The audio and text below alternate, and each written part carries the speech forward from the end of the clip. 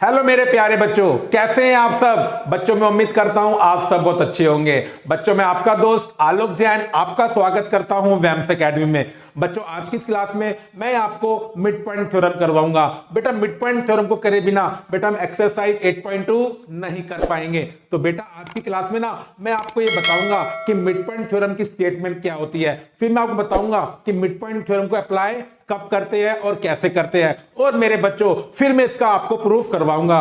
और बेटा एग्जाम में ना इसके प्रूफ आने के चांस काफी ज्यादा होते हैं। बस आपको एक काम करना है, इस क्लास को ना बच्चों पूरा देखना है, फिर देखना बच्चों मिड पॉइंट थ्योरम मैं आपके लिए बहुत ज्यादा सिंपल बना दूंगा। तो चलिए मेरे प्यारे बच्चों शुरू करते हैं आज की class.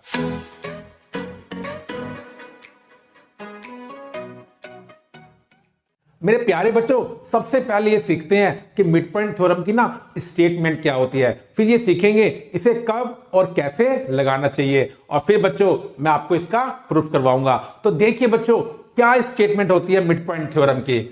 The line segment joining the midpoints of any two sides of a triangle is parallel to the third side and equal to half of it। देखिए बच्चों बड़ी ही फंटेस्टिक थ्योरम है ये। बेटा आपके पास ना कोई भी ट्राइंगल है, एनी ट्राइंगल, अगर आप उस ट्राइंगल की किन्हीं भी दो साइड के मिड पॉइंट लें, किन्हीं भी दो साइड के, जिन दो साइड का बच्चों आपका मन करे, फिर बच्चों आपको क्या करना है, उन दोनों मिड पॉइंट्स को ज्वाइन करना है। अब मेरे बच्चों जैसे ही आप उन दोनों मिड पॉइंट्स को ज्वाइन करेंगे एक क्या बनेगा, लाइन सेगमेंट। क्या बनेगा बच्चों, लाइन सेगमेंट। बस बच्चों वो लाइन सेगमेंट ना थर्ड साइड के क्या होता है, पैरेलल होता है, और उस लाइन सेगमेंट की जो लेंथ होती है ना वो थर्ड साइड के हाफ के इक्वल होती है। तो मेरे बच्चों ये क्या है, आपकी मिड पॉइंट थ्योरम की स्टेटमेंट है। अब देखिए बच्चों मिड पॉइंट थ्योरम आप तभी अप्लाई करेंगे अगर एक ट्रायंगल में आपको दो साइड्स के मिड पॉइंट्स गिवन है। अगर बच्चों गिवन नहीं है अब फिर आप मिड पॉइंट थ्योरम को अप्लाई नहीं कर सकते हैं। बस ये कंडीशन आपको याद रखनी है। अगर किसी भी ट्रायंगल में आपको दो साइड्स के मिड पॉइंट्स गिवन है तो मेरे बच्चों आप मिड पॉइंट थ्योरम अप्लाई कर सकते हैं, अदरवाइज नहीं कर सकते हैं। चलिए बच्चों ये तो मैंने आपको बता दिया कि मिड पॉइंट थ्योरम को कैसे अप्लाई करते हैं, और या ये बोल सकते हैं कब अप्लाई करते हैं, कंडीशन क्या होती है अगर मुझे किसी भी ट्रायंगल के दो साइड्स के मिड पॉइंट्स पता हो बच्चों। चलिए बच्चों अब ना इसका प्रूफ करना स्टार्ट करते हैं। बेटा इसका प्रूफ ना काफी इंपॉर्टेंट है, तो आपको ना बहुत अच्छे तरीके से सीखना है, और फिर देखना बच्चों मैं आपको इतना अच्छा सिखा दूंगा फिर आपको इसका प्रूफ बहुत ज्यादा सिंपल लगेगा। चलिए बच्चों सबसे पहले क्या बनाते हैं मेरे बच्चों, एक डायग्राम बनाते हैं। तो देखिए बच्चों मैंने डायग्राम बनाया बच्चों, ये मेरे पास बच्चों ट्राइंगल है ए बी सी मेरे बच्चों, ए बी सी। अब बच्चों मैं क्या करूंगा, क्योंकि मैं किन्हीं भी दो साइड्स के मिड पॉइंट ले सकता हूं बच्चों। मेरे बच्चों मैंने डी लिया ए बी का मिड पॉइंट, और मेरे बच्चों मैंने ई लिया ए सी का मिड पॉइंट। ठीक है बच्चों, और बच्चों फिर मैं क्या करता हूं, इन दोनों पॉइंट्स को क्या करता हूं, ज्वाइन करता हूं। ये बच्चों मेरे क्या बन गया, लाइन सेगमेंट डीई बन गया। अब देखिए बच्चों गिवन क्या है बच्चों हमें, बेटा में गिवन है ए triangle ABC, A triangle ABC in which points D and E R the midpoints of sides AB and AC respectively। ये बच्चों इस क्वेश्चन में मुझे गिवन था, जो मैंने अपने अकॉर्डिंग ट्रायंगल का नाम दिया, दो मिड पॉइंट लिए, और फिर बच्चों मैंने एक लाइन सेगमेंट बना दिया। भाई मिड पॉइंट थ्योरम में तो लिखा हुआ था कि अगर आप ट्रायंगल की किन्हीं भी दो साइड्स के मिड पॉइंट लें बच्चों, फिर उन्हें आप क्या कर दें, ज्वाइन कर दें। तो जो आप ज्वाइन करते हैं लाइन सेगमेंट वो थर्ड साइड के पैरेलल होता है, और उसकी लेंथ थर्ड साइड के हाफ के इक्वल होती है। बच्चे मुझे प्रूफ करना है तो मैं लिखूंगा टू प्रूफ। तो मेरे बच्चों अब इस क्वेश्चन में मुझे प्रूफ क्या करना है, ये जो मिड पॉइंट्स को ज्वाइन करके लाइन सेगमेंट बना है बच्चों, ये थर्ड साइड के पैरेलल होगा। मेरे बच्चों थर्ड साइड बोले तो आपने मिड पॉइंट लिया है ए बी का और ए सी का, तो थर्ड साइड बच्चों क्या बन गई, बी सी बन गई। और बच्चों आपको क्या प्रूफ करना है, कि इस लाइन सेगमेंट की जो लेंथ है वो BC के हाफ के इक्वल होगी, मतलब कि थर्ड साइड के हाफ के इक्वल होगी। ये दोनों बातें बच्चों मुझे क्या करनी है, प्रूफ करनी है। अब देखिए बच्चों, इसका प्रूफ करने के लिए हमें छोटी सी ना एक ट्रिक लगानी पड़ेगी। और बेटा ज्योमेट्री में ना ट्रिक को क्या बोलते हैं, कंस्ट्रक्शन। तो देखिए बच्चों, इस क्वेश्चन में ना मुझे कंस्ट्रक्शन करनी है जो आपको याद रखनी है कि अगर मैं मिड पॉइंट थ्योरम का प्रूफ करूंगा तो मुझे वो ट्रिक बिल्कुल यूज करनी पड़ेगी। तो देखिए बच्चों, वो छोटी सी ट्रिक क्या है मेरे बच्चों, आपको क्या करना है, ये जो आपकी साइड है ना बच्चों DE, that means line segment, वो मेरे मुंह से गलती से साइड निकल गया। DE क्या बच्चों, लाइन सेगमेंट है। मेरे बच्चों आपको ना इस लाइन सेगमेंट को ना आगे तक बढ़ाना है, आगे तक बढ़ाना है। और बच्चों आपको ना इसको इस तरह बढ़ाना है आगे तक कि DE और EF आपस में क्या हो जाए, इक्वल हो जाए। ये बात आपको याद रखनी है कि DE को आपको आगे तक एक्सटेंड करना है, लेकिन मेरे बच्चों उतना ही एक्सटेंड करना है कि DE और EF आपस में क्या हो जाए, इक्वल। फिर बच्चों आपको क्या करना पड़ेगा, आप C को भी क्या करो, F से ज्वाइन करो। तो देखिए ये मेरी कंस्ट्रक्शन हो गई। मैं आपको ये बताता हूं मैंने ऐसा क्यों किया है। देखिए बच्चों, अभी आगे चल के हम क्या करेंगे, अब ये बन गया क्वाड्रिलेटरल DBCF, और मेरे बच्चों मैंने इसे प्रूफ करूंगा पैरेललोग्राम। और आप जानते हैं पैरेललोग्राम की ना अपोजिट साइड्स के दोनों पेयर पैरेलल होते हैं। तो जैसे ही मैं इसे क्या प्रूफ कर दूंगा, पैरेललोग्राम, तो मेरे बच्चों DF किसकी हो जाएगा पैरेलल, BC के पैरेलल हो जाएगा। और बस बच्चों अगर DF BC के पैरेलल है तो DE भी किसके पैरेलल होगा, BC के पैरेलल होगा। और यही बच्चों मुझे क्या करना है, प्रूफ करना है। इसलिए बच्चों इस थ्योरम को प्रूफ करने के लिए ये ट्रिक लगानी पड़ती है। अब बच्चों तीसरा स्टेप करते हैं कंस्ट्रक्शन का। बेटा जो भी हम ट्रिक लगाते हैं ना ज्योमेट्री के क्वेश्चन में, उसको बच्चों में एक स्टेप में लिखना होता है, और बेटा उसी स्टेप को क्या बोलते हैं, कंस्ट्रक्शन। तो चलिए बच्चों, अब जो हमने सब कुछ करा है उसे किसके अंदर लिखेंगे, कंस्ट्रक्शन के अंदर लिखेंगे। बेटा ये लिखना ना कंपलसरी होता है, नहीं तो पेपर में ना आपके मार्क्स बिल्कुल कट जाएंगे बच्चों। तो देखिए बच्चों, हम लिखेंगे एक्सटेंड या प्रोड्यूस, तो एक ही बात होती है बच्चों, produced DE to the point F such that. बेटा मैंने DE को F तक इस तरह बढ़ाया कि DE किसके इक्वल बन रहा है बच्चों, EF के, एंड जॉइन CF। चलिए बच्चों, अब जैसा मैंने आपको समझाया बच्चों, अब मैं क्या प्रूफ करूंगा, DBCF बच्चों क्या एक पैरेललोग्राम है। अब देखिए बच्चों, मैंने आपको पैरेललोग्राम को प्रूफ करने की 3 बातें बता रखी हैं। मेरे बच्चों यहां पर ना मैं तीसरी टेक्निक यूज करूंगा, और बेटा वो मैंने आपको क्या बताई थी, क्वेश्चन नंबर 11 में बच्चों मैंने आपको बताया था, अगर किसी भी क्वाड्रिलेटरल में अपोजिट साइड का एक पेयर इक्वल भी हो बच्चों और पैरेलल भी हो, फिर मेरे बच्चों वो क्वाड्रिलेटरल क्या बन जाता है, पैरेललोग्राम। तो बेटा इस क्वेश्चन में DBCF को पैरेललोग्राम प्रूफ करने के लिए मैं वही तीसरी टेक्निक यूज करूंगा। अब देखिए बच्चों, अब पैरेलल प्रूफ करने के लिए हमें एक काम करना पड़ेगा। अब सुनिए बच्चों, वो काम क्या है। मेरे बच्चे 2 ट्रायंगल बन गए, एक तो बन गया AED और एक बन गया बच्चों CEF। मेरे बच्चों में इन दोनों को ना अभी प्रूफ करूंगा कॉन्ग्रेंट। क्या प्रूफ करूंगा, कॉन्ग्रेंट। अब देखिए बच्चों, जब हमें क्या प्रूफ करना होता है, कॉन्ग्रेंट, तो हमें क्या ढूंढनी होती है, 3 कंडीशन, और उन्हीं 3 कंडीशन के अकॉर्डिंग फिर हम ट्रायंगल्स के नाम देते हैं। तो देखिए बच्चों, ये वाला एंगल आपका और ये वाला एंगल बच्चों, एंगल AED और एंगल CEF मेरे बच्चों ये इक्वल हो जाएंगे। कैसे, वर्टिकली अपोजिट एंगल। और मेरे बच्चों E ना मिड पॉइंट है AC का, तो AE किसके इक्वल हो जाएगा, CE के। भाई ये तो मतलब होता है मिड पॉइंट का कि लाइन सेगमेंट के 2 हिस्से क्या हो जाएंगे, इक्वल हो जाएंगे। तो AE किसके इक्वल होगा, CE के। और बेटा कंस्ट्रक्शन में मैंने क्या किया है, DE equal to EF।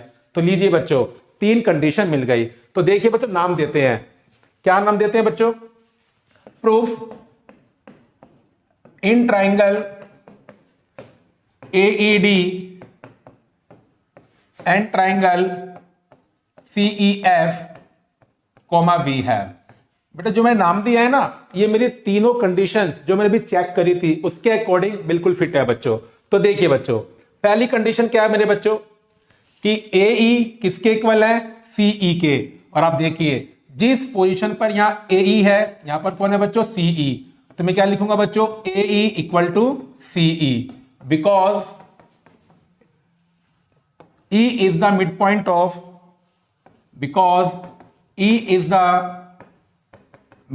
of AC बच्चों। ये बच्चों मुझे क्वेश्चन में क्या था, एक थ्योरम में क्या है गिवन है बच्चों। चलिए बच्चों दूसरी कंडीशन, एंगल AED किसके इक्वल है, एंगल CEF के बच्चों। किसके इक्वल है बच्चों, एंगल CEF के। बेटा क्या रीजन है, वर्टिकली अपोजिट एंगल। और मेरे बच्चों तीसरी कंडीशन क्या है, DE इक्वल टू EF। ये बेटा मैंने कहां माना है, कंस्ट्रक्शन में, तो क्या लिखेंगे, बाय कंस्ट्रक्शन। तो देखिए मेरे बच्चों अब मुझे क्या पता लगा, दो साइड इक्वल हो रही है और उनके बीच का एंगल इक्वल हो रहा है। और बेटा मैं जानता हूं अगर दो ट्रायंगल्स के अंदर दो साइड्स इक्वल हो और उनके बीच में जो एंगल आ रहा है वो इक्वल हो जाए तो ट्रायंगल्स क्या हो जाते हैं, कॉन्ग्रुएंट। बेटा कौन से रूल से, side angle side, SAS rule से। तो मेरे बच्चों मैं क्या लिखूंगा, ट्रायंगल AED किसके कॉन्ग्रुएंट है, ट्रायंगल CEF के बच्चों, CEF के बाय SAS कॉन्ग्रुएंट रूल। बस बच्चों अब देखिए, अब मैं यूज करूंगा CPCT। क्या यूज करूंगा बच्चों, CPCT। अब मेरे बच्चे बात ध्यान दीजिए आप लोग, देखिए जो काम यहां बच्चों D कर रहा है, यहां पर कौन कर रहा है, F कर रहा है। तो यहां पर जो एंगल D बन रहा है, यहां पर वो कौन बन रहा है, एंगल F। और ये बात बच्चों मैं जानता हूं, अगर एक बारी दो ट्रायंगल्स क्या हो जाएं, कॉन्ग्रुएंट हो जाए, तो उनकी कोरेस्पॉन्डिंग साइड्स भी इक्वल होती हैं और कोरेस्पॉन्डिंग एंगल्स भी इक्वल होते हैं। और बच्चों इसी रूल को क्या बोलते हैं, CPCT। तो देखिए मेरे बच्चों, ये एंगल D आपका और ये आपका एंगल F है बच्चों। अब ये आपस में क्या हो जाएंगे, इक्वल हो जाएंगे। अब आप सोचेंगे कि मैंने ऐसा क्यों किया। देखिए मेरे बच्चों, अब बस आपकी थ्योरम का प्रूफ होने वाला है। मेरे बच्चों ये बात मैं जानता हूं, बेसिक थ्योरम होती है, लाइंस एंड एंगल्स में बच्चों मैंने पढ़ा था कि अगर ऑल्टरनेट इंटीरियर एंगल्स आपस में इक्वल होते हैं तो वो दोनों एंगल्स जिन दो साइड्स पर बने होते हैं या बच्चों लाइंस पर बने होते हैं, तो बेटा वो साइड या वो लाइंस आपस में क्या हो जाती हैं, पैरेलल हो जाती हैं। तो देखिए बच्चों AD और CF ये आपकी दो लाइन है, तो DF क्या बन जाएगी, ट्रांसवर्सल। और मेरे बच्चों एंगल ADE और एंगल CFE ये क्या बन रहे हैं, ऑल्टरनेट इंटीरियर एंगल, जिन्हें मैं अब CPCT से प्रूफ करने वाला हूं कि ये इक्वल है। और बच्चों अगर ऑल्टरनेट इंटीरियर एंगल्स इक्वल होते हैं तो वो दोनों एंगल जिन दो साइड्स पर बने होती है वो साइड्स भी क्या हो जाती हैं, पैरेलल हो जाती हैं। तो मेरे बच्चों AD किसके हो जाएगा, पैरेलल, CF के। चलिए बच्चों अब मैं वो बात लिख देता हूं बच्चों। तो देखिए बच्चों अब मैं क्या लिखूंगा, now angle ADE equal to angle CFE by CPCT। तो बच्चों ये क्या बन रहे हैं, ऑल्टरनेट इंटीरियर एंगल, कौन कौन सी साइड पर, AD पर और CF पर। तो बच्चों मैं क्या लिखूंगा, this implies alternate interior angles on the side AD and CF are equal therefore। तो मेरे बच्चों में क्या बोल दूंगा कि AD किसके पैरेलल है, CF के। AD किसके है बच्चों, पैरेलल, CF के। अब देखिए बच्चों फिर बेसिक कॉन्सेप्ट, मेरे बच्चों AD ना CF के पैरेलल है और बेटा देखो ये अपने आप में एक पूरी साइड बन रही है। तो इसका मतलब क्या हुआ, अगर AD CF के पैरेलल है तो मेरे बच्चों DB भी क्या होगी, CF के पैरेलल होगी। तो यहां पर आप ये बात आप बोल सकते हो, this implies DB parallel to CF। बेटे हम क्या मान लेंगे, 1 मान लेंगे। ठीक है मेरे बच्चों। अब देखिए बच्चों इसको करके क्या फायदा हुआ, DB और CF मेरे बच्चों क्या बन रही है, क्वाड्रिलेटरल DB CF की अपोजिट साइड बन रही है, जो बच्चों मैंने क्या कर दी, पैरेलल कर दी। बस बच्चों अगर मैंने DB को किसके इक्वल कर दिया, CF के, फिर अपोजिट साइड का एक पेयर इक्वल भी हो जाएगा और पैरेलल भी हो जाएगा और फिर बच्चों क्या बन जाएगा, पैरेललोग्राम। अब देखिए बच्चों मेरे बच्चों मैंने प्रूफ किया है ना कॉन्ग्रुएंट, तो यहां से आप क्या बोल सकते हो, AD किसके इक्वल होगा, CF के, क्योंकि जिस पोजीशन पर यहां AD है मेरे प्यारे बच्चों यहाँ कौन है, सी एफ। और ये बात मैं अब जानता हूं, अगर एक बारी ट्राइंगल्स क्या हो जाए, कॉन्ग्रेंट हो जाए, तो फिर बच्चों होता क्या है, कॉरेस्पॉन्डिंग साइड्स और कॉरेस्पॉन्डिंग एंगल्स इक्वल होते हैं। तो बच्चों यहां से मैं क्या बोलूंगा, AD equal to C F by CPCT। और मेरे बच्चों D क्या है, AB का मिड पॉइंट, तो AD और DB आपस में क्या हो जाएंगे, इक्वल। तो अब क्या बोलूंगा, AD इक्वल टू बच्चों क्या हो जाएगा, BD, या बच्चों आप DB भी बोल सकते हो, because D is the mid point of AB। और बस बच्चों ये तो बेसिक बात है, अब AD CF के इक्वल है, AD BD के इक्वल है, तो बच्चों यहां से मैं क्या बोल दूंगा, BD इक्वल टू CF। आप देखिए मेरे बच्चों इक्वेशन 1 और इक्वेशन 2, चलो बच्चों यहाँ पे BD DB कर दो ताकि कंफ्यूजन ना हो बच्चों। देखिए बच्चों वो तो बच्चों एक ही बात है, आप बोलो BD या आप बोलो DB, वो एक ही बात है बच्चों, क्योंकि मैंने यहाँ पे DB लिखा है तो मैंने यहाँ भी क्या कर दिया बच्चों, DB कर दिया। अब देखिए बच्चों मेरे प्यारे बच्चों, पहले मैं आपको डायग्राम दिखाता हूं। देखिए बच्चों DB CF क्या है बच्चों, क्वाड्रिलेटरल, और DB और CF बच्चों क्या बन रही है, अपोजिट साइड। तो इसका मतलब क्या हुआ, इस क्वाड्रिलेटरल में अपोजिट साइड का एक पेयर बच्चों मैंने क्या प्रूफ किया, पैरेलल, और बच्चों फिर क्या प्रूफ किया, इक्वल। तो अब DB CF क्या बन जाएगा, पैरेललोग्राम।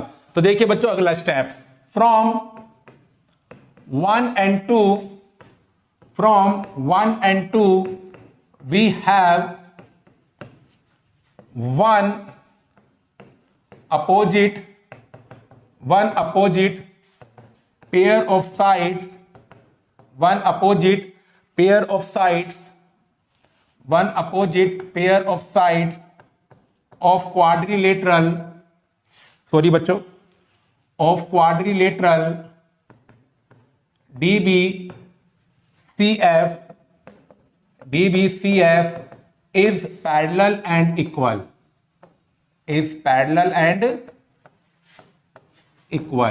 तो therefore क्या बच्चों, अभी बात तो मैं जानता हूं ना, अगर किसी भी क्वाड्रिलेटरल में अपोजिट साइड का एक पेयर पैरेलल हो और इक्वल भी हो, फिर बेटा वो क्वाड्रिलेटरल क्या बन जाता है, parallelogram. therefore DBCF is a parallelogram. और जैसा बच्चों हमने सोचा था वो हमने करके दिखा दिया। अब मेरे प्यारे बच्चों क्या होगा, क्योंकि ये क्या बन गया है, पैरेललोग्राम, अब तो अपोजिट साइड्स का दूसरा पेयर भी पैरेलल हो जाएगा और इक्वल हो जाएगा। और मेरे बच्चों दूसरा पेयर क्या है, DF और BC। तो मेरे बच्चों अब मैं झट से एक बात बोल दूंगा, नाउ मेरे बच्चों DF किसके पैरेलल होगा, BC के। और बेटा आप यही बोल सकते हो DF किसके इक्वल होगा, BC के। अब देखिए बच्चों अगर DF, मैं आपको डायग्राम दोबारा दिखाता हूं, अगर DF BC के पैरेलल है तो बच्चों कॉमन सेंस वाली बात है, DEB किसके पैरेलल होगा, BC के पैरेलल होगा। तो देखिए बच्चों therefore DE पैरेलल BC। और मेरे बच्चों मुझे ये तो प्रूफ करना था, चलिए बच्चों लाइन सेगमेंट थर्ड साइड के पैरेलल होगा, ये मैंने प्रूफ कर दिया। बच्चों मुझे ये भी प्रूफ करना है कि जो लाइन सेगमेंट की लेंथ है वो थर्ड साइड के हाफ के इक्वल होगी। चलिए बच्चों मैं उसे प्रूफ करता हूं। देखिए बच्चों मैंने ऊपर क्या प्रूफ किया है कि DF किसके इक्वल है, BC के। देखिए बच्चों ये प्रूफ किया है। मेरे बच्चों डायग्राम देखो, DF को आप क्या बोल सकते हो, DE प्लस EF। बच्चों क्या बोल सकते हो, DE प्लस EF। तो DF की जगह मैं क्या लिखूंगा, DE प्लस EF। और देखिए बच्चों कंस्ट्रक्शन देखो बच्चों, EF को मैंने किसके इक्वल किया है, DE के, बाय कंस्ट्रक्शन। और अब देखिए बच्चों DE प्लस DE 2DE, और मेरे बच्चों 2 मल्टीप्लाई में किसमें आ जाएगा, डिवाइड में आ जाएगा। तो therefore DE पैरेलल BC, और मेरे बच्चों DE इक्वल टू 1/2